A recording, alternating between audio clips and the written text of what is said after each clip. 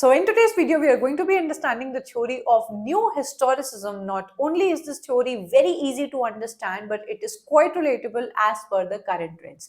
In this particular theory, you are going to understand the concept first. We are going to see when did this particular theory originated. Writers को देखने वाले हैं जो जो इनसे associated है. And lastly, as we always do, we are going to practice some question to judge the content that we consume and the type of questions that UGC Net is asking from this particular theory.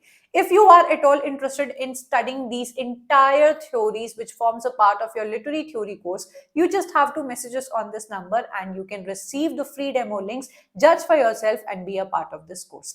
1999 में आपकी movie आई थी एक हम साथ साथ है. I am pretty sure आप सब लोग ने कभी ना कभी इसको टीवी पर चलते हुए देखा होगा, because I guess every Saturday Sunday इसको रिपीट किया जाता था and we all have seen this movie. अगर आपने इस मूवी को कभी भी देखा है तो you have seen an ideal family setup जिसमें everyone is so loving, they have a very good relationship amongst themselves, amongst their parents, amongst their grandparents, their neighbors and what not. इसमें जो आपको सेटअप दिखाया गया है एक joint family का, where you have obeying these son, you have beautiful daughter-in-laws, kitchen में सब लोग एक साथ मिलके खाना खाते हैं, टीवी देखते हैं, इतने फैमिली फंक्शंस अटेंड करते हैं. तो हम साथ साथ है was a type of ideal family setup जो आपको 90s के टाइम पे देखने को मिलता था. उस टाइम के अकॉर्डिंग ऐसी मूवीज को एक आइडियल सेटअप माना जाता था कि फैमिली हो तो ऐसी हो, कपल हो तो ऐसा हो, माँ बाप हो तो ऐसे हो, रिश्तेदार हो तो ऐसे हो, नेबर्स हो तो ऐसे नेबर्स हो. तो अकॉर्डिंग टू दैट टाइम आपके ये जो मूवी है एक आइडियल मूवी मानी जाती है. Now just come to 2025. Imagine करो कि अगर हम साथ साथ हैं टाइप की मूवी 2025 में आपकी रिलीज होती है तो उसमें सबसे पहले तो आपका जो जॉइंट फैमिली का सेटअप है वो नहीं दिखाया जाएगा, क्योंकि आजकल न्यूक्लियर फैमिलीज का सेटअप चलता है जहां पर बेटा बहू अपना अलग किसी अपार्टमेंट में छोटे से रह रहे होते हैं इन अ मेट्रोपॉलिटन सिटी, जहां पर वो दोनों काम करते हैं to meet their needs, where the daughter in law is working, balancing her life कि वो ऑफिस में भी काम कर रही है, घर पे भी काम कर रही है, एंड ऐसी सब चीजें हमें दिखाई जाती है. इस एग्जाम्पल से आपको एक चीज तो समझ में आती है कि कभी भी कोई भी मूवी निकलती है, कभी भी कोई भी टेक्स्ट निकलता है, वो अपने टाइम के अकॉर्डिंग अप्रोप्रिएट होता है जिस टाइम पर वो निकलता है, रिलीज होता है या पब्लिश होता है. इससे आपको ये चीज समझ में आती है that every text is shaped by the time and the society in which it is produced. किसी भी पर्टिकुलर टेक्स्ट को जिसको आप पढ़ रहे हैं, जिस टाइम पर उसको रिलीज किया गया है, पब्लिश किया गया है, it acts as a mirror of that time, it acts as a mirror of that society. आप जब भी उस टेक्स्ट को पढ़ेंगे, वो 15th सेंचुरी का टेक्स्ट है, तो आपको उस 15th सेंचुरी के हाउस होल्ड्स के बारे में, उस 15th सेंचुरी की सोसाइटी के बारे में, पॉलिटिक्स के बारे में, इकोनॉमिक्स के बारे में बहुत अच्छा आइडिया लगेगा. इससे आपको एक चीज समझ में आती है कि आपका जो टेक्स्ट है वो आपकी हिस्ट्री से अलग नहीं है एंड जो हिस्ट्री है वो आपके टेक्स्ट से अलग नहीं है. And this is exactly what new historicism is all about. New historicism कहता है कि अगर आपका एक टेक्स्ट पब्लिश होता है तो आप उसको उसकी हिस्ट्री से अलग नहीं कर सकते हो, एंड अगर आप हिस्ट्री पढ़ रहे हो तो उसके लिटरेचर या उसके टेक्स्ट से आप उसको अलग नहीं कर सकते हो. So this is the core idea of new historicism. I hope ये आपको समझने में कोई भी परेशानी नहीं हुई होगी कि कोई भी टेक्स्ट, कोई भी मूवी जो निकलती है वो अपने टाइम की सोसाइटी का एक आईना होती है. As it is written over here, literature should not be seen as an isolated work of art, but it must be studied in relation with the historical context in which it was produced and it was consumed. जिस time पे एक particular text को निकल रहा है, एक text निकल रहा है, आप उस टेक्स्ट को उसकी हिस्ट्री से बिल्कुल भी आइसोलेट करके नहीं देख सकते हो. That means you get one keyword कि every single text that you see today comes with a context. उसका जो कॉन्टेक्स्ट है वो उसकी हिस्ट्री के अंदर है, उस हिस्ट्री के कल्चर के अंदर है, उस टाइम की सोसाइटी के अंदर है, उस टाइम पे जो इकोनॉमिक्स स्टेटस चल रहा है उसके अंदर है, the class struggle that you see, everything is a part of that text, and hence we can say कि आपकी history is related to your literature and literature is vice versa related to your history, and this is what your new historicism theory is all about, कि कोई भी text को आप isolate करके उसके समाज से देख ही नहीं सकते हो, वो हर पहलू में अपने समाज का एक आईना होता है एंड हर पहलू में वो अपने समाज को दिखाने की कोशिश करता है। This is what your new historicism is all about. आपकी ये जो थ्योरी है 1980s में डेवलप होती है, it comes originates with the able hands of Stephen Greenblatt, जो कि फादर माने जाते हैं न्यू हिस्टोरिसिज्म थ्योरी के। ये जो थ्योरी है बिल्कुल भी पसंद नहीं करती है आपकी आपकी formalism and new criticism theory को। मैंने इन दोनों थ्योरीज को पढ़ाया हुआ है। आपकी जो फॉर्मलिज्म थ्योरी है एंड जो न्यू क्रिटिसिज्म थ्योरी है, सबसे पहले तो ये लोग किसी भी टाइप के कॉन्टेक्स्ट को अपने लिटरेचर का पार्ट बनने ही नहीं देते हैं। They are completely against any kind of context, whether it be authorial intention, whether it be context of your history, whether it be the response of your reader. आपकी जो formalism and new criticism theory है are just concerned about the text. आपके एक text के अंदर कौन से words लिखे हुए हैं, कौन से literary devices का use किया गया है, what are the narrative techniques that you are using, एक word कितना ambiguous हो सकता है, उसके connotation and denotation meaning के बारे में बात करते हैं। So basically मोटा मोटा new criticism theory and formalism theory context को बिल्कुल अपने आसपास भटकने भी नहीं देती है, उसको कट कर देती है। एंड अगर आप न्यू हिस्टोरिसिज्म को देखते हो तो ये कहते हैं कोई भी टेक्स्ट विदाउट कॉन्टेक्स्ट एग्जिस्ट ही नहीं कर सकता है, वो अपने समाज का, अपनी पॉलिटिक्स का एक आईना होता है, and hence any particular work can not be seen in isolation. तो ये जो मैंने आपको इंफॉर्मेशन दी इस आस्क्ड इन योर एग्जाम, तो इसको आप लोग ध्यान से समझिएगा। Now a very important thing is कि आपकी new historicism theory is extremely influenced by the ideologies of Michel Foucault. Michel Foucault की जो पावर, नॉलेज, डिस्कोर्स की जो थ्योरी है जो हम लोग पढ़ते हैं, उस पर मेरी वीडियोस बनी हुई है, आप जरूर से जाकर उसको देख सकते हैं।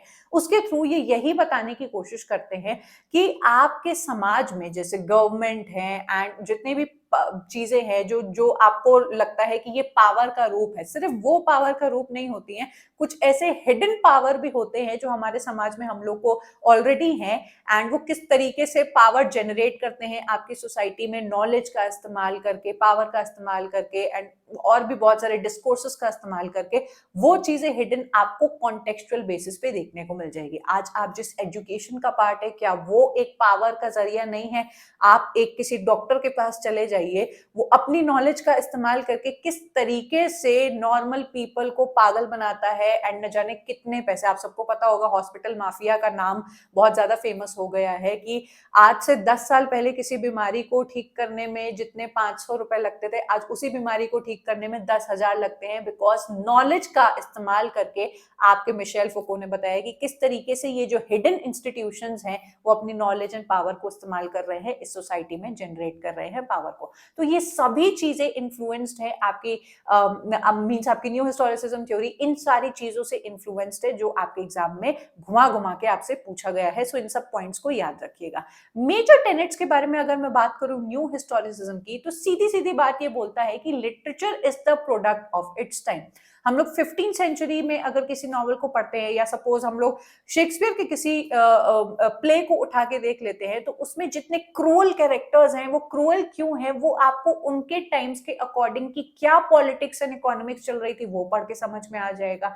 आपके मुल्कराज आनंद के जो कैरेक्टर्स को अगर आप उठा के देखेंगे, तो द लोअर कास्ट कैरेक्टर्स जो डिस्क्रिमिनेशन आपकी सोसाइटी का शो करते हैं, जो अनटचेबिलिटी को उन्होंने दिखाया है, वो उनके टाइम के अकॉर्डिंग का आईना हमें दिखाता है। हम लोग जेन ऑस्टन की अगर हीरोइंस को पकड़ लेते हैं, तो वो क्यों इतनी मैरिज और मैरिज के ऊपर डिपेंडेंट थी, वो उनकी 19th सेंचुरी के अकॉर्डिंग हम लोग को देखने को मिलता है, because women of those times were not independent and they were completely relying upon the system of marriage. तो हर एक टेक्स्ट आप देख सकते हैं through this example is the product of its time. आप उस टेक्स्ट को अगर आज के जमाने में देखोगे तो उसके मायने बिल्कुल बदल जाएंगे, and this is what new historicism is saying.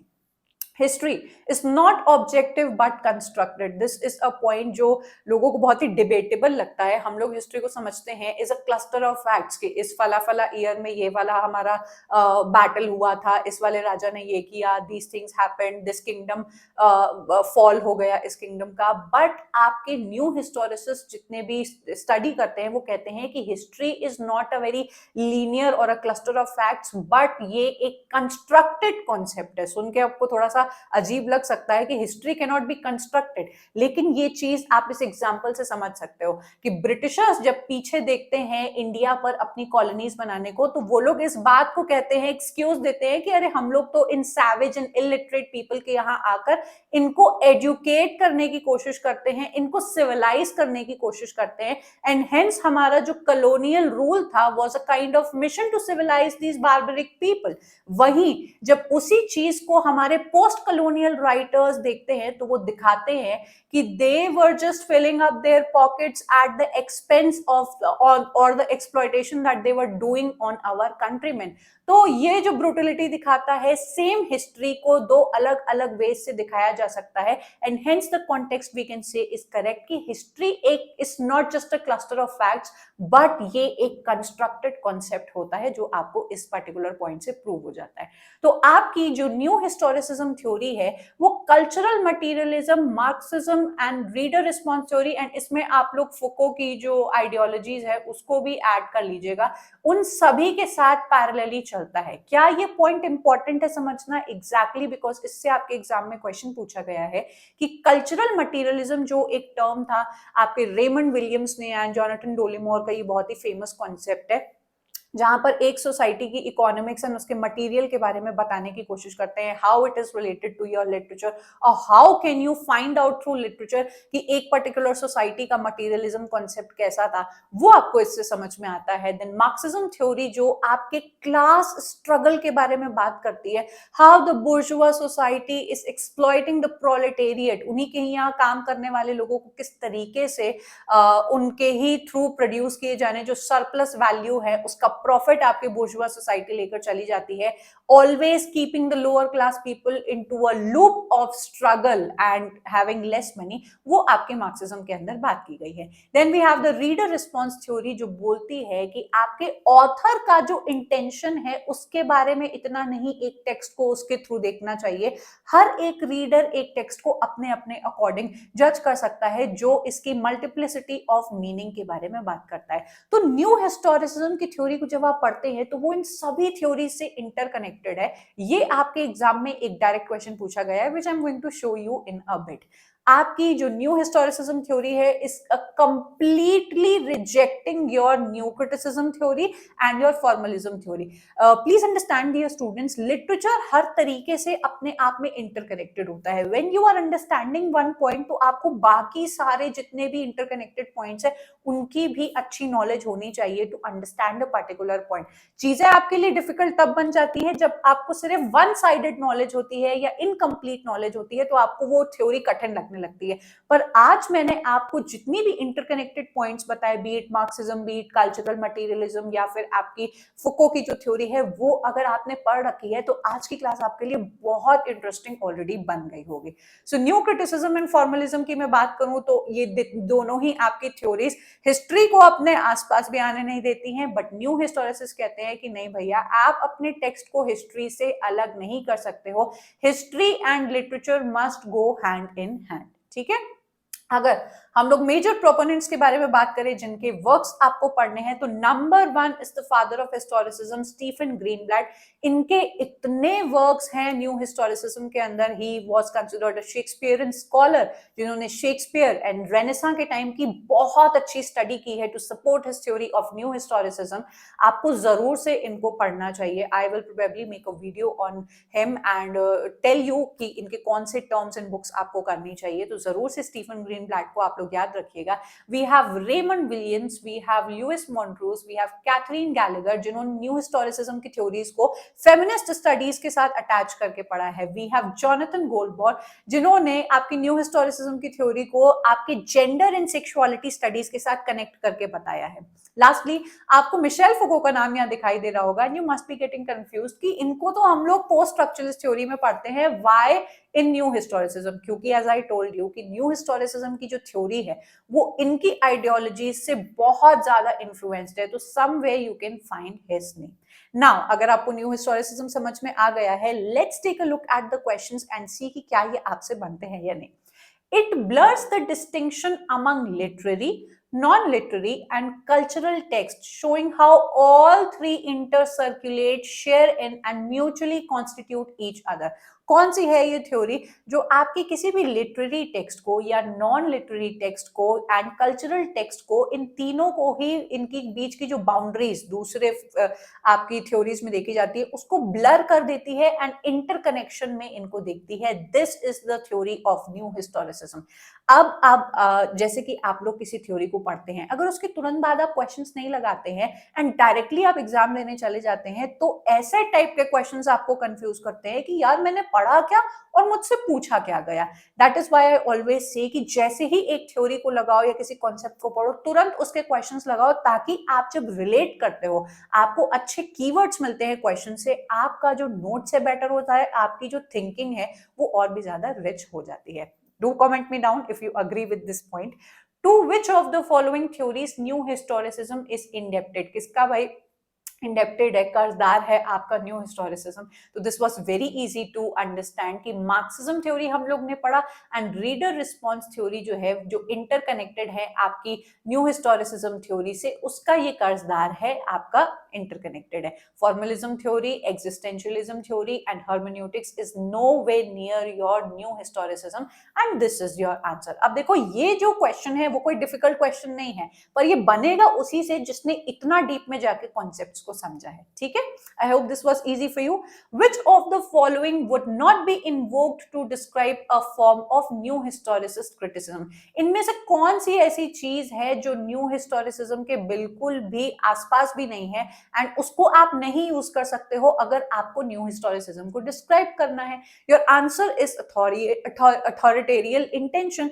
हम लोग कभी भी न्यू हिस्टोरिसिज्म के बारे में बात करते हैं तो ऑथर के सिर्फ एक इंटेंशन को लेके हम लोग बात नहीं करेंगे। We talk about multiple meanings, we talk about cultural context, historical context, biographical details. तो हम लोग बहुत सारे पैरामीटर्स एक टेक्स्ट के साथ अटैच कर देते हैं and we just not stick with one single authorial intention कि यार ऑथर ने ऐसा सोचा होगा, जो आपके न्यू हिस्टोरिसिज्म का पार्ट कहीं से भी नहीं है। सो आई होप आपको आज की थ्योरी समझ में आई। These are not the only questions that have been asked. आपको लिटरेरी थ्योरी के अलग से सेक्शन वाइज क्वेश्चंस लगाने हैं या फिर आपके सेक्शन के किसी भी सिलेबस के किसी भी सेक्शन के, तो आप हमें इस नंबर पे मैसेज करेंगे and you can avail the PYQ test series, जिसको आप अवेल करके मिसलेनियस क्वेश्चंस भी लगा सकते हैं, आप अपने सेक्शन वाइज क्वेश्चंस भी लगा सकते हैं टू जज योर प्रिपरेशन बेटर कि आपकी तैयारी कितनी अच्छी है। If you find my study and my style very easy to grasp, तो आप हमारे इन कोर्सेज का पार्ट बन सकते हैं, जहां पे मैंने इसी सिमिलर स्टाइल में पॉइंटर्स के थ्रू आपको पढ़ाया है, एक एक क्वेश्चन को मैंने एक्सप्लेन किया है, जो आपके इन सेक्शंस को आपके लिए बहुत ज्यादा आसान बना देता है। आई एम होपिंग कि आप अभी तक मेरे टेलीग्राम एंड व्हाट्सएप ग्रुप का पार्ट तो हो गई, जहां पे आपको daily free PYQ test series, polls and मेरे और भी बहुत सारे मैसेजेस मिलते रहते हैं। तो अगर आप अभी तक इसका पार्ट नहीं है, just click on the description and आपको सभी डिस्क्रिप्शन मिल जाएंगे। आई एम होपिंग कि आज का वीडियो आपको बहुत अच्छे से समझ में आया होगा। डू कमेंट मी डाउन कि आप नेक्स्ट थ्योरी कौन से इसी तरीके से पढ़ना चाहोगे and I will make a video for you on that. I am going to take your leave and I am going to meet you up next in yet another video. Up till then, bye and take care.